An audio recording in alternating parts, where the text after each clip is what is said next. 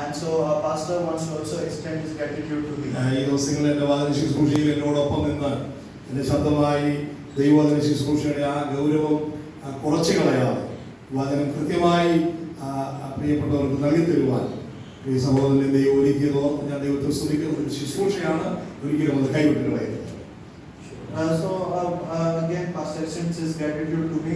God gave me this opportunity to translate pastor's words, and I thank God for giving me that opportunity. എല്ലാവരും ദൈവധാരാളമായി അനുഗ്രഹിക്കട്ടെ. തുടർന്നുള്ള നാളുകളിൽ നിങ്ങളുടെ പ്രാർത്ഥനയെ ഞാൻ ചോദിക്കുന്നു. And again in the coming days I ask your prayer, and let's sit in prayer even now. കഴിഞ്ഞ ദിവസങ്ങളിലാണ് പ്രിയ സിലോബ്രദറിനെ പരിചയപ്പെടുവാൻ അവസരമുണ്ടായത്. തന്നോടൊപ്പമുള്ള ഈ ആരാധനയിൽ ഞാൻ സന്തോഷിക്കുന്നു. ദൈവം തന്നെ ധാരാളമായി അനുഗ്രഹിക്കട്ടെ. I also got the opportunity to be introduced to Shiloh Mia in the last few days, and I thank God for that also. വളരെ പ്രാർത്ഥനയോടെ നമുക്ക് ഇതുപോലെ ദൈവത്തിലേക്ക് കടന്നു വരാം. And let us come to the word of God with prayer. എല്ലാ കണ്ണുകളും ഒരു നിമിഷം കൂടെ അടഞ്ഞിരിക്കട്ടെ. Let us close our eyes for a moment. നമ്മുടെ ഹൃദയങ്ങളെ ദൈവസന്നിധിയിൽ പകരാൻ നമ്മുടെ കർത്താവ് നമ്മളോട് ഇന്ന് പകരുമാനമായി സംസാരിക്കും. Let us pour out our hearts to God and let God speak to us. എല്ലാവരും വായുകൾ തുറന്ന് കർത്താവിന് മഹത്വം കൊടുക്കുക. Let us open up our mouths and give praise to God. എന്നു വരും, എപ്പോൾ വരും, പോയതുപോലെ മണവാളൻ എന്നു വരും, എപ്പോൾ വരും, പോയതുപോലെ മണവാളൻ എത്ര നാളായി കാത്തിരുന്നൻ കൺകളിതാ മങ്ങിടുന്നേ. എത്ര നാളായി കാത്തിരുന്നൻ കൺകളിതാ മങ്ങിടുന്നേ. എന്നു വരും, എപ്പോൾ വരും, പോയതുപോലെ മണവാളൻ എന്നു വരും, എപ്പോൾ വരും, പോയതുപോലെ മണവാളൻ കഷ്ടത്തിൽ നീരച്ചു ഞാൻ മണവാളൻ വരുമെന്ന്. കഷ്ടത്തിൽ നീരച്ചു ഞാൻ മണവാളൻ വരുമെന്ന്. കഷ്ടമേറ്റ കരുണേശൻ കരച്ചിരിപ്പാൻ എന്നു വരും. കഷ്ടമേറ്റ കരുണേശൻ കരച്ചിരിപ്പാൻ എന്നു വരും, എന്നു വരും, എപ്പോൾ വരും, പോയതുപോലെ മണവാളൻ എന്നു വരും, എപ്പോൾ വരും, പോയതുപോലെ മണവാളൻ. ഞങ്ങളുടെ ദൈവമേ, സ്വർഗീയ പിതാവേ, ഈ നല്ല വിശുദ്ധ പകലിന് ഞങ്ങൾ ഒരുമിച്ച് നന്ദി പറയുന്നു. കർത്താവേ, ഞങ്ങൾ ഒരുമിച്ച് നിങ്ങളുടെ പാതകളുടെ പറയുന്നു. ഇന്ന് പകലും അങ്ങ് ഞങ്ങളോട് ആഴമായി സംസാരിക്കണമേ. ഞങ്ങളുടെ വരവേറ്റു കൊടുത്തിരിക്കുന്ന ഈ നാളിൽ കാലങ്ങളും സമയങ്ങളൊക്കെ അതിവേഗം ഞങ്ങളെ വിട്ട് ഓടിപ്പോകുന്നു. ഞങ്ങളുടെ ആയുസ് ഞങ്ങളുടെ മുമ്പിൽ കുറഞ്ഞുകൊണ്ടിരിക്കുന്നു.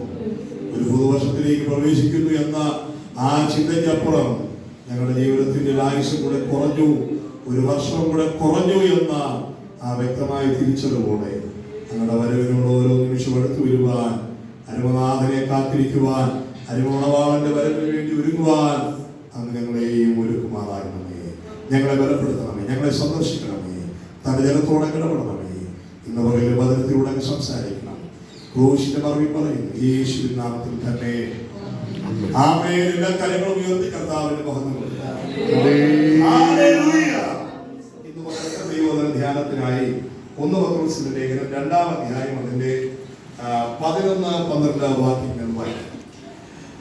For the meditation of the word, let us come to 1 Peter chapter number 2 verses 11 and 12. Beloved, I urge you as sojourners and exiles to abstain from the passions of the flesh, which wage war against your soul. Keep your conduct among the Gentiles honorable, so that when they speak against you as evildoers, they may see your good deeds and glorify God on the day of visitation. പ്രിയമുള്ളവരെ, പ്രവാസികളും പരദേശികളുമായി നിങ്ങളെ ആത്മാവിനോട് പോരാടുന്ന ജനമോഹങ്ങളെ വിട്ടകന്ന് ജാതികൾ നിങ്ങളെ ദുഷ്പ്രവൃത്തിക്കാർ എന്ന് ദുഷിക്കുന്തോറും നിങ്ങളുടെ നല്ല പ്രവൃത്തികളെ കണ്ടറിഞ്ഞ് സന്ദർശന ദിവസത്തിൽ ദൈവത്തെ മഹത്വപ്പെടുത്തേണ്ടതിന് അവരുടെ നിങ്ങളുടെ നടപ്പ് നന്നായിരിക്കണമെന്ന് ഞാൻ പ്രബോധിക്കുന്നു. ക്രിസ്തുഭക്തന്മാരെ സംബന്ധിച്ചിടത്തോളം സാഹചര്യങ്ങൾക്കനുസരിച്ച് വിവിധമായ പ്രവർത്തികൾക്കനുസരിച്ച് ഓരോ പേരുകൾ വിശുദ്ധ വേദപുസ്തകത്തിൽ നിർദ്ദേശിച്ചിട്ടുണ്ട്, പറഞ്ഞിട്ടുണ്ട്. And so for addressing saints under various circumstances and under various contexts, certain titles have been used in different parts of the Bible. പല പേരുകൾ വിശുദ്ധ വേദപുസ്തകത്തിൽ കൊടുത്തിട്ടുണ്ട്. And so God has given many titles in the book addressing saints. നമ്മളെ പടയാളികളായി അഭിസംബോധന ചെയ്തിട്ടുണ്ട്, മക്കളെന്ന് അഭിസംബോധന ചെയ്യുന്നുണ്ട്, അങ്ങനെ ദാസന്മാരെന്ന്, സ്നേഹിതന്മാരെന്ന്, അങ്ങനെ പല പല പേരുകളിൽ നമ്മെ അഭിസംബോധന ചെയ്തിട്ടുണ്ട്. And so we have been addressed as soldiers, as servants, and as saints at different places in the Bible. എന്നാൽ ഇവിടെ വിശ്വാസികളെ അഡ്രസ് ചെയ്യുന്നത്, അവരെ വിളിക്കുന്നത്, അവരാരാണെന്ന് അവരെ ബോധ്യപ്പെടുത്തുന്ന ഒരു പ്രയോഗമാണ്, നമ്മൾ പരദേശികളാണ്. And so over here also they have called us or qualified us as sojourners and exiles. ഇവിടെ നാം ആരാണെന്ന ഒരു ഗൗരവമേറിയ തിരിച്ചറിവ് ഉണ്ടാകേണ്ടതിന് ഈ വചനം നമ്മളെ നന്നായി പ്രബോധിപ്പിക്കുകയാണ്. And so this word reminds us to be really careful and come to the realization of who we are. കഴിഞ്ഞ ദിവസങ്ങളിലൊക്കെ ദീർഘമായി ദൈവത്തിന് ശുശ്രൂഷിക്കുവാനുള്ള സമയവും സാവകാശവും ഉണ്ടായിരുന്നു. എന്നാൽ ഇത് സഭായോഗമായതിനാലും പല പല ക്രമീകരണങ്ങൾ നമുക്ക് ഇതിന് ശേഷം ഉള്ളതിനാലും ഈ യോഗത്തിന്റെ സമയപരിധി ഞാൻ നന്നായി മനസ്സിലാക്കുന്നു. 10 സമയത്തിനുള്ളിൽ ഇരിക്കാൻ ഞാൻ ആഗ്രഹിക്കുകയാണ്. So I understand the constraints of time in the context of this worship service, since we have a lot of arrangements to happen after this worship. So I will limit and try to complete my word that has been given to me under the constraint, under the time bound that has been dictated to me. ഇവിടെ പത്രോസ് തന്റെ ജനത്തെ അഭിസംബോധന ചെയ്യുന്ന പ്രയോഗമാണ്, നമ്മൾ ആരാണ്? നമ്മൾ പരദേശികളാണ്, നമ്മൾ പ്രവാസികളാണ്. And so here Paul addresses us as sojourners and exiles. ഞാനും ആ വാചകത്തിൽ നിന്നുകൊണ്ടാണ് ഇന്ന് സംസാരിക്കാൻ ആഗ്രഹിക്കുന്നത്. നമ്മൾ പരദേശികളാണ്. And so it is from that word that I would like to extend my message. Who we are exiles. നമ്മൾ പരദേശികളാണ് എന്നതിന് ഉറപ്പ് തരുന്ന ഒരുപാട് വചനഭാഗങ്ങൾ നമുക്ക് എല്ലാവർക്കും അറിയാവുന്നതാണ്. 1-2 കാര്യങ്ങൾ നിങ്ങളുടെ ശ്രദ്ധയിലേക്ക് കൊണ്ടുവരാം. And so we know many verses in the Bible that refer to us as exiles. I will bring to your attention a couple of them. ഞാൻ ഓരോ വാക്കുകൾക്കും ഓരോ വാക്യത്തിനും ദീർഘമായ വിശദീകരണം തരുവാൻ ആഗ്രഹിക്കുന്നില്ല. I don't want to give elaborations to each and every word and phrase that is used. എബ്രായലേഖനം 11-ാം അധ്യായം 38-ാമത്തെ വാക്യം ഒന്ന് വായിക്കുമ്പോൾ അവിടെ കാണുന്നുണ്ട്, ലോകം അവർക്ക് യോഗ്യമായിരുന്നില്ല എന്ന് കാണുന്നു. And so Hebrews chapter number 11 verses 38 says that they did not count the world as worthy of them. ആ വാക്യം ഒന്ന് കഴിയുമെങ്കിൽ വായിക്കണം. യോഹന്നാന്റെ സുവിശേഷം എബ്രായലേഖനം 11-ാം അധ്യായം 38-ാമത്തെ വാക്യം. കാടുകളിലും മലകളിലും ഗുഹകളിലും ഭൂമിയിലെ പിളർപ്പുകളിലും ഉഴന്നു വലഞ്ഞു. ലോകം അവർക്ക് യോഗ്യമായിരുന്നില്ല. അവർ എല്ലാവരും മതി അവിടെ വളരെ വ്യക്തമായി പറയുന്നു ഭക്തന്മാരെ കുറിച്ച് ലോകം അവർക്ക് യോഗ്യമായിരുന്നില്ല. And so with great clarity it speaks about the saints that of whom the world was not worthy. ഈ ഇന്നത്തെ ആത്മീയ ലോകത്തിന് ഉണ്ടാകേണ്ടുന്ന ഏറ്റവും ശ്രേഷ്ഠമായ തിരിച്ചറിവാണ് ലോകം നമുക്ക് യോഗ്യമല്ല എന്നുള്ള ആ കാഴ്ചപ്പാട്.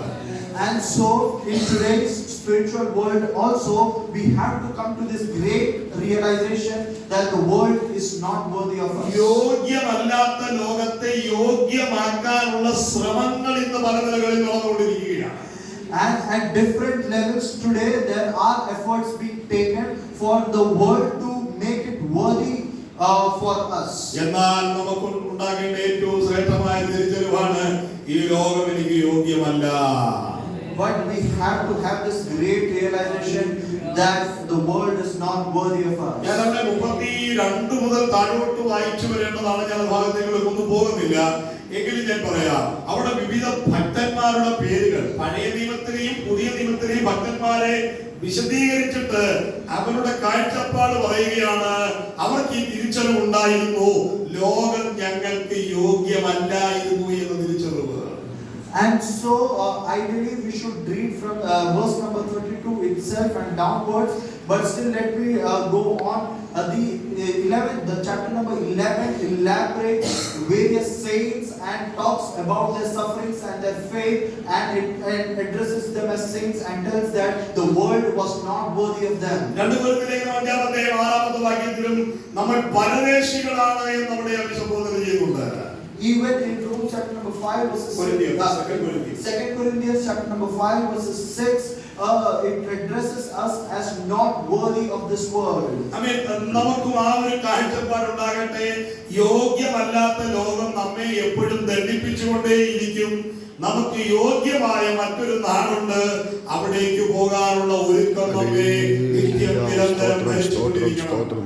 And so let us also adopt this point of view that the world is not worthy of us, but there is a city in heaven that is worthy of us, and for that let us our wantings and deep desires be. എന്റെ പ്രിയപ്പെട്ടവരുടെ കാര്യം പറയാം, നമ്മൾ നിൽക്കുന്നത് അന്ത്യകാലത്തിലല്ല, അന്ത്യകാലത്തിന്റെ അന്ത്യനാഴികയിലാണ്. And let me remind you, we are not standing at the end of this age, but we are standing at the end of the time of the end age.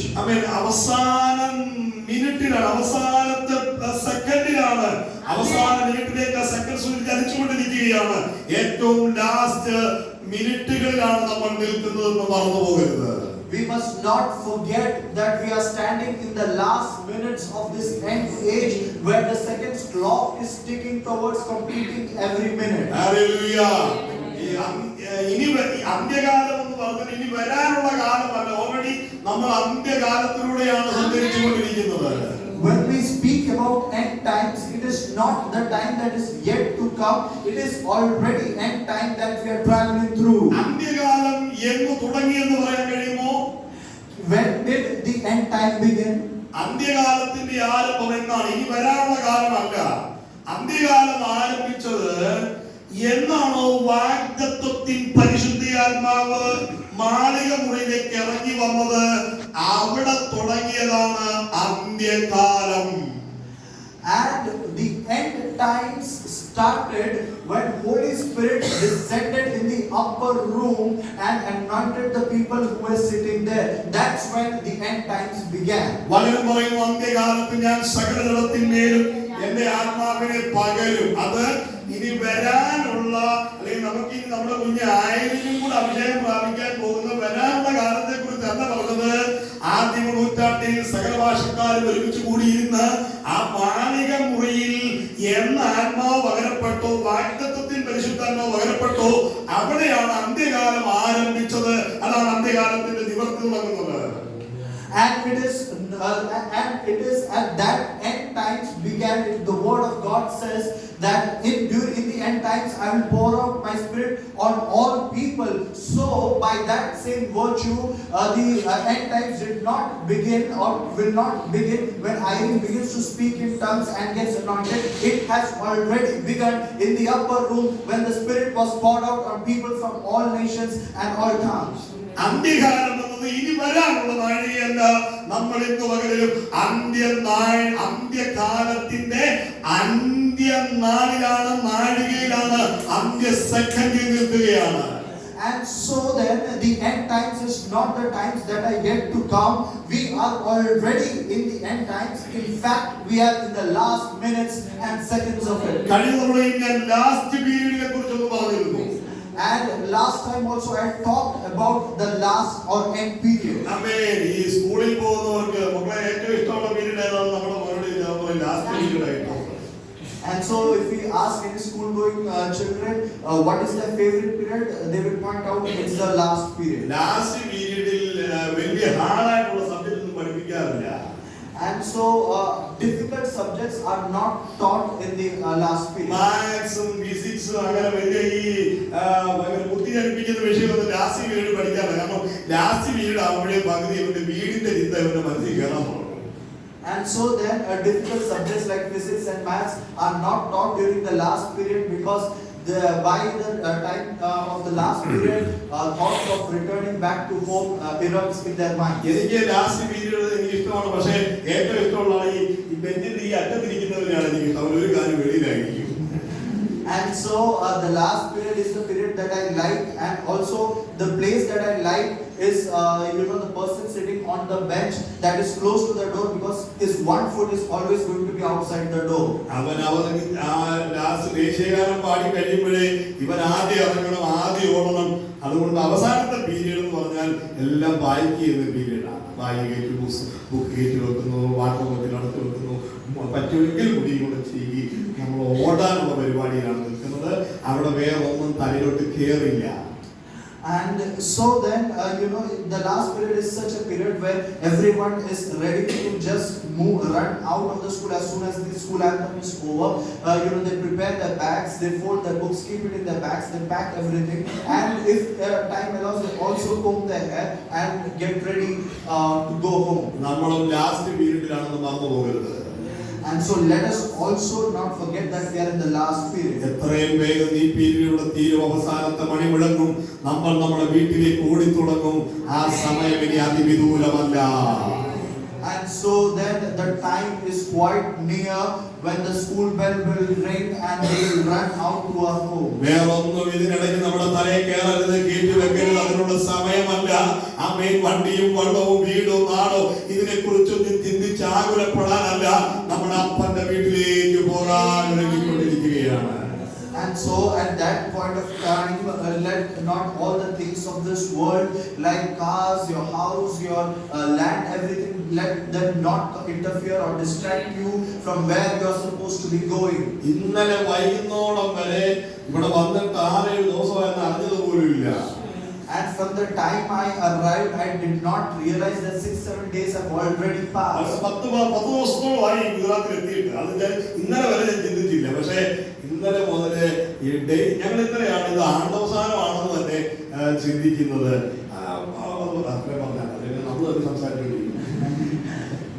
So then, it's been 10 days that I've arrived here in Gujarat. I did not realize how time sped up so easily. Yesterday itself, we came to the realization, oh, it's the last day of the year tomorrow. ഞാൻ ഇപ്പോൾ എന്റെ മനസ്സിൽ വേറെ ഒന്നുമില്ല. അങ്ങനെ ഏതാണ്ട് പരിപാടിയൊക്കെ തീരാറായപ്പോൾ ഇനി ഒരാഴ്ച മീറ്റിംഗ് കിട്ടിയാൽ കൊള്ളാവുന്നില്ല. എനിക്കെന്റെ വീട്ടിലോട്ട് തിരിച്ചു പോകാനുള്ള ആ ഒരു വെപ്പമുള്ള ചെറിയൊരകത്ത് ഇങ്ങനെ കത്തിൽ തുടങ്ങിയിട്ടുണ്ട്. ഞാൻ ഇവിടെ ഇരിക്കുമ്പോഴും ട്രെയിൻ ഇങ്ങനെ നോക്കുകയാണ്, സീറ്റ് ഉണ്ടോ, ടിക്കറ്റ് ഉണ്ടോ എന്ന്. രാവിലെ സുഖം വന്നിട്ട് 6:30 നോക്കുന്നതാണ്. ഞാൻ വെളുപ്പിന് തുടങ്ങിയ പരിപാടിയാണ്. വീട്ടിലോട്ട് പോകാനുള്ള ചെറിയ ഒരുക്കങ്ങൾ നടന്നുകൊണ്ടിരിക്കുകയാണ്. And so then by now I have come to the full realization that I need to go back. No more additional meetings are there in my mind. Right now I am just preparing. I am looking at the train charters to see to find some trains to go back. അത് നമ്മുടെ വേദികളിലൂടെ ഇറങ്ങരുത്. വീട്ടിലോട്ട് തിരിച്ചു പോകാനുള്ളവരാണ് നമ്മുടെ ഉത്തമ ഉത്തമമായ ബോധ്യം നമ്മുടെ ഭരിച്ചുകൊണ്ടിരിക്കണം. So let our roots not grow here in this soil. We must have the realization that we are going to home. 11-ാം അധ്യായം 23-ാമത്തെ വാക്യം പെട്ടെന്ന് വായിക്കണം. ഇബ്രാഹിം ലേഖനത്തിലെ 11-ാം അധ്യായം 23-ാമത്തെ. And let us read Hebrews chapter number 11 verses 23. വിശ്വാസത്താൽ മോശയുടെ ജനനത്തിങ്കൽ ശിശു സുന്ദരൻ എന്ന് അമ്മയപ്പന്മാർ കണ്ടു. 13 ഇവർ എല്ലാവരും വാഗ്ദത്തം നിവർത്തി പ്രാപിക്കാതെ ദൂരത്ത് നിന്ന് അത് കണ്ട് അഭിനന്ദിച്ചു. ഭൂമിയിൽ തങ്ങൾ അന്യരും പരദേശികളും എന്ന് ഏറ്റു പറഞ്ഞുകൊണ്ട് വിശ്വാസത്താൽ മരിച്ചു. പഴയ നിയമഭക്തന്മാരുടെ വലിയ നിര ചൂണ്ടിക്കാണിച്ചിട്ട് വിശ്വാസ വീരന്മാരുടെ പട്ടികകളെ നിരത്തിയിട്ട് അവിടെ പറയുകയാണ്, ആമേൻ, അവരെല്ലാം എങ്ങനെ മരിച്ചു? അവരെല്ലാം വാഗ്ദത്തം നിവർത്തി പ്രാപിക്കാതെ ദൂരത്തിൽ നിന്ന് അത് കണ്ടിട്ട് എന്ന് പറഞ്ഞു, അവർ അഭിനന്ദിച്ചു. എന്നിട്ട് അവർ തങ്ങളെ തന്നെ പറയുകയാണ്, ഞങ്ങൾ ഭൂമിയിൽ അന്യരും പരദേശികളുമായിരുന്നു. And so then he lists out all the saints of the old and their great works in faith, and having said that, he acknowledges that they were exiles, and what they were promised in faith they did not receive it at that point. ഞങ്ങൾ അന്യരും പരദേശികളും എന്ന് ഇവർ മിക്കപ്പോഴും എന്ത് ചെയ്യുമായിരുന്നു? ഇവർ ഉച്ചരിക്കുമായിരുന്നു. And so they used to repeat and recant that they were strangers and exiles on the earth. ഇവർ അതൊരു എന്താ പറയുക, ഇവരുടെ ഒരു നിത്യ ഒരു വാക്കായിരുന്നു. അവർ എന്ത് പ്രവൃത്തി ചെയ്താലും എന്തൊക്കെ ചെയ്താലും അവരുടെ ഉള്ളിൽ അരട്ടിയിരുന്ന ഒരു ശബ്ദമായിരുന്നു. അവരെപ്പോഴും പറയും, ഞങ്ങൾ അന്യരും പരദേശികളുമായിരുന്നു എന്ന് അവർ ഉറക്കെ വിളിച്ചു പറയുമായിരുന്നു. And so whatever they were doing, there was always a feeling that was piercing them inside, which made them realize constantly that they were strangers and exiles on the earth. ആരാണ് പരദേശി? Who is an exile? മറ്റൊരു ദേശവാസി എന്നാൽ അന്യദേശത്ത് താൽക്കാലികമായി താമസിക്കുന്നവരുമാണ് പരദേശി. One who belongs to another country and yet resides in another country temporarily. ആരാണ് പരദേശി? Who is an exile? പൗരാവകാശമില്ലാത്ത ദേശാടനക്കാരാണ് Paradesi. People moving in a country without citizenship. Our അപരിചിതരാണ്. They are strangers. അവൻ വിദേശിയാണ്. They are foreigners. തദ്ദേശവാസികൾ എന്ന് പറഞ്ഞാൽ ആ ദേശത്തുള്ളവരാൽ ഉപദ്രവിക്കപ്പെടുന്നവരാണ്, ഉപദ്രവേൽക്കുന്നവരാണ്. And they are people. വെറുക്കപ്പെട്ടവരാണ്. They are people who are persecuted and hated by the resident locals of that country. നമ്മൾ പരദേശികൾ എന്ന് പറയുമ്പോൾ നമ്മൾ ഇവിടെ വന്ന് വിക്കി ഹിന്ദി പറയുമ്പോഴേ ഇവർ റേറ്റ് കൂട്ടി പറയും, അല്ലേ? ഇവരറിയാം ഇവൻ ഈ നാട്ടുകാരനല്ല. And so when we come here to buy anything, by detecting our broken Hindi, they come to realize that you don't belong to this land, and so they charge you more. നമ്മളും ചിലർക്കാരല്ല, ഇവിടുത്തെ നാട്ടിൽ വന്ന് നമ്മളും വെറുതെ വിടാറില്ല. അവിടെ നമ്മൾ എന്ത് ചെയ്യും? അന്യ നാട്ടുകാരനാണ് കൂടുതൽ കഷ്ടപ്പെടുന്നു. ഇവിടെ ഈ പരദേശികളെ ആ തദ്ദേശവാസികളാൽ വെറുക്കപ്പെട്ടവരാണ് പരദേശികൾ. And so even in that situation, we don't back out. But still, what this verse says is that residents in another country without their citizenship, those are exiles. ഇവിടെ പറയുന്നത് ഈ ഭക്തന്മാരുടെ പിതൃദേശാന്വേഷികളായിരുന്നു. അവർക്ക് സ്വന്തമായ ദേശമില്ല. ഇവർക്ക് പൗരാവകാശം ഒന്നും കിട്ടാൻ സാധ്യതയില്ല. കാരണം ഇങ്ങനെ കടന്നു പോകുന്നവരാണ്. എന്നാൽ ഇവർ ഒരു പിതൃദേശത്തെ അന്വേഷിക്കുന്നവരായിരുന്നു, വാഗ്ദത്ത ദേശത്തെ കൊതിക്കുന്നവരായിരുന്നു. So here it says that they were gypsies or were in constant travel, since they were seeking and searching for their own native land. മാത്രമല്ല, ഈ പരദേശികൾ എന്ന പ്രയോഗത്തിൽ വിശുദ്ധന്മാരെ കുറിച്ച് പറഞ്ഞത് ഇവർ സ്വന്തം ദേശത്ത് അന്യരെ പോലെ താമസിക്കുന്നവരാണെന്ന്. നമ്മളെല്ലാവരും ഇതെല്ലാം നമ്മുടെ സ്വന്തം നാടാണ്, അല്ലേ? നിങ്ങൾ ജനിച്ച മണ്ണ്, അവിടെ നമ്മൾ അന്യരെ പോലെ താമസിക്കുകയാണ്. കാരണം നമ്മൾ ഈ മണ്ണിലുള്ളവരായിരുന്നു. പക്ഷേ ഈ മണ്ണിൽ നിന്നെടുത്ത് നമ്മളെ ഇളകാത്ത രാജ്യത്തിന്റെ ആളുകളാക്കി മാറ്റിക്കഴിഞ്ഞു. സ്വന്തം ദേശത്ത് അന്യരെ പോലെ. And another way that the writer describes these saints is that though they belong to that, or they were citizens of that same country in which they were living, they lived as strangers and exiles. ആമേൻ. പക്ഷേ നേരെ തിരിച്ചു തിരിയണം, നമുക്ക് ഏത് രാജ്യവും സ്വന്തം ദേശം പോലാണ്. So we can also turn it around and say every country is our country. പക്ഷേ അവിടെ നമ്മുടെ വേരിറങ്ങി കാണുകയില്ല. ജീവിക്കുന്ന കാലത്ത് അവിടെ നമ്മൾ ആസ്വദിക്കും. പക്ഷേ അതിനപ്പുറം നമുക്കൊരു ചിന്തയുണ്ട്, സ്വന്തം നാട്ടിലേക്ക് മടങ്ങി പോകണം. So while we might lead a comfortable life in any country that we are geographically located in, but we will not grow our roots there. We have a promised land to go. നമ്മളും ഇവിടുത്തെ ലോക്കൽസിനാൽ നമ്മളും ഈ ലോകത്തിലുള്ളവരായി ഈ ലോകക്കാരൻ വെറുക്കപ്പെട്ടുകൊണ്ടിരിക്കുകയാണ്. നമ്മുടെ നാട് ഇതല്ല, നമ്മുടെ വീട് ഇവിടല്ല, നമ്മളെ ഉയരവുമായിട്ട് കണക്ട് ചെയ്തിരിക്കുകയാണ്. And so the reason why we are being hated by the locals of the country that we are living is because we don't live here, we don't belong to this country, we belong to a city that is in heaven. സമയത്ത് ഇതുകൊണ്ട് ഞാൻ ഇങ്ങനെ പറയാം, 2-ാം അധ്യായം നമ്മൾ വായിച്ച വാക്യങ്ങളിൽ പ്രധാനപ്പെട്ട ചില മുന്നറിയിപ്പുകൾ തരികയാണ് പരദേശികളോട്. And so in the verse that we read in chapter number 2, there are some central 4 warnings. That's what I want to share. അവിടെ പറയുന്നുണ്ട്, നിങ്ങൾ പരദേശികളാണെങ്കിൽ നിങ്ങൾക്ക് ഇവിടെ ഒരു പോരാട്ടം ഉണ്ടെന്ന് പറയുന്നു. Here it says that if you are exiles, you have a fight here. നിങ്ങളുടെ ആത്മാവിനോട് പോരാടുന്ന ഒരു പോരാട്ടം ഇവിടെ ഉണ്ടെന്ന് പറയുകയാണ്. You are waging a war against against powers that are trying to destroy your soul. വാക്യങ്ങളിൽ പറയുന്നുണ്ട്, നിങ്ങളുടെ നടപ്പ് നന്നായിരിക്കണമെന്ന് പ്രബോധിപ്പിക്കുകയാണ്. ഈ പോരാട്ടം നടക്കുമ്പോൾ, ഈ ജഡമോഹങ്ങളാലുള്ള യുദ്ധം നടക്കുമ്പോൾ അവിടെ പരദേശികൾ നിങ്ങൾ വശംവദരാകരുത്. നിങ്ങളുടെ നടപ്പ് നന്നായിരിക്കണം. നിങ്ങളുടെ നടപ്പ് നന്നായെങ്കിൽ 3-ാമത്തെ ചിന്ത, നിങ്ങൾക്കൊരു സന്ദർശനകാലമുണ്ട് എന്ന് അവിടെ പറയുകയാണ്. And so then as we move on to the 12th verse, it talks about even as the war is waging, that you have to keep your conduct honorable. And if you keep your conduct honorable, we move to the third point, that there is a day of visitation that is appointed for you. നമുക്കൊരു പോരാട്ടമുണ്ട്. We have a struggle. നമുക്കൊരു നല്ല നടപ്പുണ്ടാകണം. We must have a good conduct. നമുക്കൊരു നല്ല നടപ്പുണ്ടെങ്കിൽ നമുക്കൊരു സന്ദർശനകാലമുണ്ട്. And if we have a good conduct, we will have a day of visitation. അവൻ ആ സന്ദർശനകാലം എന്ന് പറയുന്നത് തിരിച്ചു വീട്ടിലേക്ക് വിളിക്കുന്ന സമയമാണ്. And that day of visitation is when you are called to come back home. Hallelujah.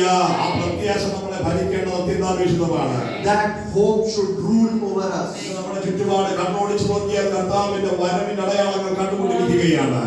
And if you keep your eyes outside the world, you will see the signs of His second coming. യേശുവിന്റെ പ്രത്യക്ഷതയുടെ സകല അടയാളങ്ങൾ നടന്നുകൊണ്ടിരിക്കുകയാണ്. You will see the signs for the revelation of Jesus. പുതിയ നിയമത്തിൽ ഏകദേശം 260 അധ്യായങ്ങളിൽ 318ഓളം തവണകൾ ആവർത്തിച്ച് പറഞ്ഞിരിക്കുന്ന ഏറ്റവും വലിയ ദൂതാണ്, ഏറ്റവും വലിയ പ്രവചനമാണ്, ഏറ്റവും വലിയ ആശ്വാസവാക്കാണ് യേശുവിന്റെ വീണ്ടും വരവ് അല്ലെങ്കിൽ പ്രത്യക്ഷത എന്നത്.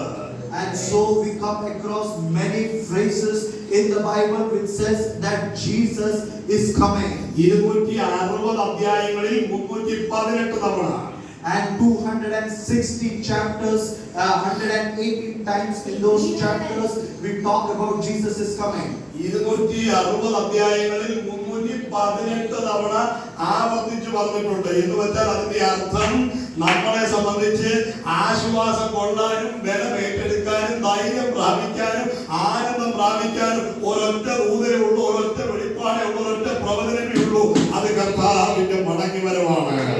And so for us to gain strength and to gain confidence and to gain patience, there is only one message, one prophecy, and one thing that we have to consider, that His coming is near. നമ്മുടെ കർത്താവിന്റെ വരവാസന്നമായി.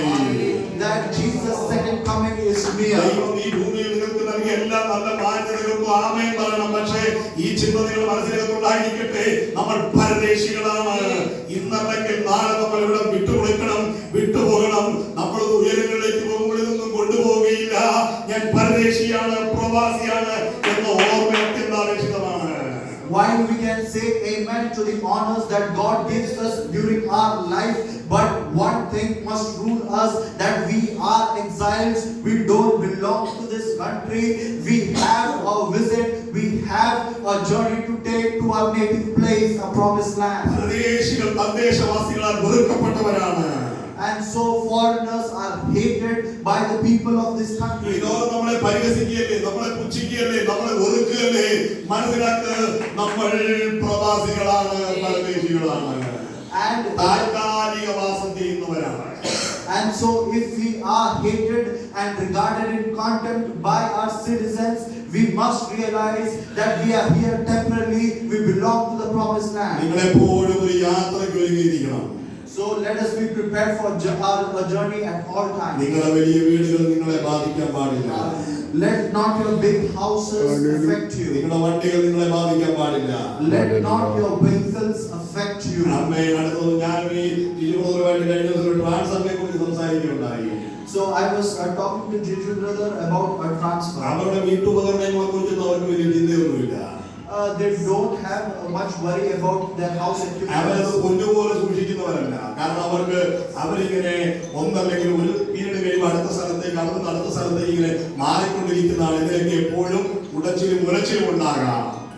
They do not have much concern about the house equipments there, because since they are always traveling, so they will get a newer place to sit to live. ഇപ്പൊ ജിജുബ്രദറിന്റെ മനസ്സിൽ ഒരു ചിന്തയുണ്ട്, transfer ഉണ്ടെന്ന് അറിയാൻ, പക്ഷെ എങ്ങോട്ടാണെന്ന് അറിയില്ല, എപ്പോഴാണെന്ന് അറിയില്ല, പക്ഷെ മൈൻഡ് മുഴുവൻ എങ്ങോട്ട് വിട്ടാലും പോകാൻ ഒരുക്കുള്ളവരായിരിക്കുകയാണ്.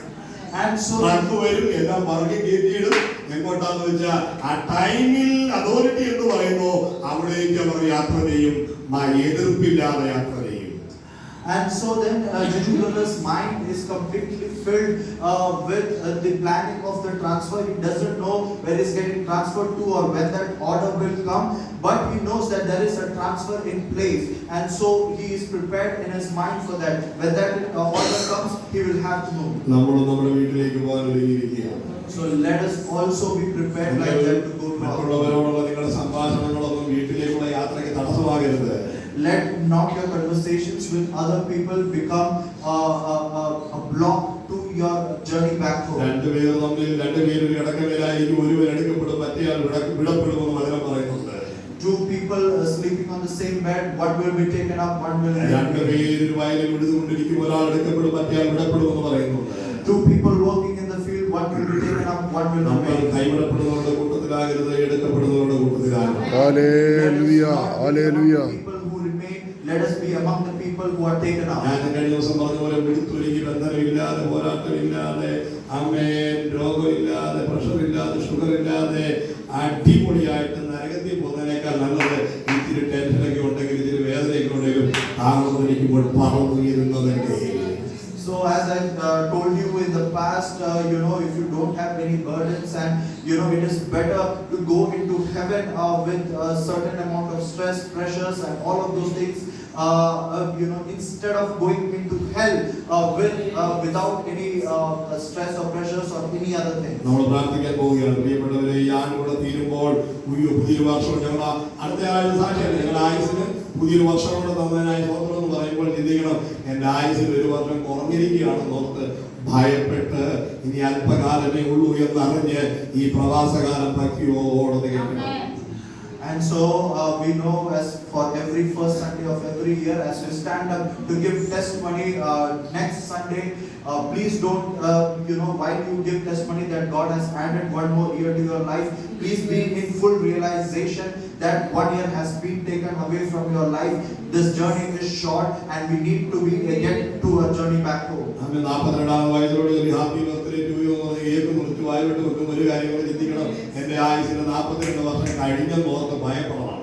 So at your 42nd birthday, if you cutting a cake and people are saying happy birthday to you, come to realize that 42 years have been deducted from your life. Hallelujah. ഓരോ വർഷം 42 എന്നൊക്കെ പറഞ്ഞ് വലിയവരെ പഠിപ്പിക്കാതിരിക്കാനാണ്. അപ്പം 60-70 വയസ്സായാലൊക്കെ ഒന്ന് ചിന്തിച്ചോണം, ഇത്രയും വർഷം തീർന്നു പോയി, ഇനി വേറൊന്നും ഇല്ല, അധികാരം ഇല്ല, വചനപ്രകാരം നോക്കി ഇനി അധികാരമൊന്നും ഇല്ല കേട്ടോ. ആമേൻ. കർത്താവ് വരാറായി, നമ്മൾ ഇവിടുന്ന് പറന്നു പോകാൻ സമയമായി. കർത്താവിന്റെ പ്രത്യക്ഷതയെങ്കിലും പറഞ്ഞപ്പോൾ സ്വത്രം പറയാം. And so let's I didn't want to worry you, and that's the reason I quoted a smaller number of 42, but many people know who are approaching 60 and 70 years of age that there is not much time left. As per the Bible, there is a time coming for your journey back home. Hallelujah. Hallelujah. പറഞ്ഞാട്ടെ. ആമേൻ. പൗലോസ് ഇങ്ങനെ പ്രാർത്ഥിച്ചു. ആമേൻ. അയ്യോ, ഞാൻ അനിഷ്ട മനുഷ്യൻ, ഈ മരണത്തിന് അധീനമായ ശരീരത്തിൽ നിന്നെന്നെ ആർ വിടുവിക്കും. and it is when Paul also says in one place, oh, I am a sinner, who is going to save me from this body of sin? എല്ലാവരും ശരീരത്തിന്റെ വിടുതലിന് വേണ്ടി വില കൊടുത്തുകൊണ്ടിരിക്കുമ്പോൾ നമുക്ക് തിരിച്ചിരിക്കാം, ശരീരത്തിൽ നിന്നുള്ള വിടുതൽ നമുക്ക് എത്രയും വേഗം പ്രാപിക്കാം. While people അതിനായി are ഒരുങ്ങാം, ആ വിടുതലിനായി ഒരുങ്ങാം.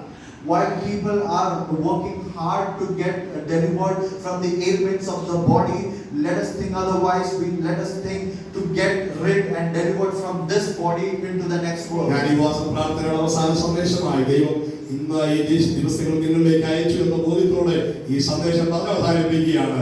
മറ്റൊന്നിലും വേറിറങ്ങരുത്, മറ്റൊന്നിലേക്കും മറ്റു യാതൊന്നിലേക്കും മനസ്സുടയരുത്. നമ്മൾ പരദേശികളാണെന്നുള്ള ബോധ്യത്തോടെ ആമേൻ അന്യദേശത്ത് പരദേശികളായി നമ്മളിവിടെ വാസം ചെയ്യുകയാണ്. താമസമില്ല, പറന്നു പോകണം. ആകയാൽ ആ കാഴ്ചപ്പാട് നഷ്ടപ്പെടുത്തി കളയാതെ ഒരു വിശുദ്ധ ജീവിതം നയിക്കുവാൻ ഞാൻ നിങ്ങളെ ആഹ്വാനം ചെയ്യുകയാണ്. Fully believing that I was sent by God on this last meeting of this last fasting prayer, I want to tell you that do not let your roots grow in the soil, in the tensions and worries of this world. Remember and come to realization there is a journey for us. We have to go to our own native promised land. അടുത്ത വർഷം ഞാൻ കാണുമോ നിങ്ങൾ കാണുമോ എന്നറിയില്ല. നമ്മുടെ കർത്താവിന്റെ വരവ് ഏറ്റവും ആസന്നമായിരിക്കുകയാണ്. അവരൊന്നിൽ നമ്മുടെ മനോഹരമായ കർത്താവിന്റെ വരവ് ഇത് രണ്ടും ഏറ്റവും അടുത്തിരിക്കുമ്പോൾ മറ്റെല്ലാം മറന്ന് വിട്ടുവീഴ്ചകൾ ചെയ്ത് സ്നേഹത്തോടെ ആനന്ദത്തോടെ നമുക്കൊരു ഭക്തിയുള്ള ജീവിതം നയിക്കാൻ ദൈവം ഒരുക്കട്ടെ എന്ന് ആശംസിച്ചുകൊണ്ട് ഞാൻ എന്റെ വാക്കുകൾക്ക് വിരാമമിടുകയാണ്.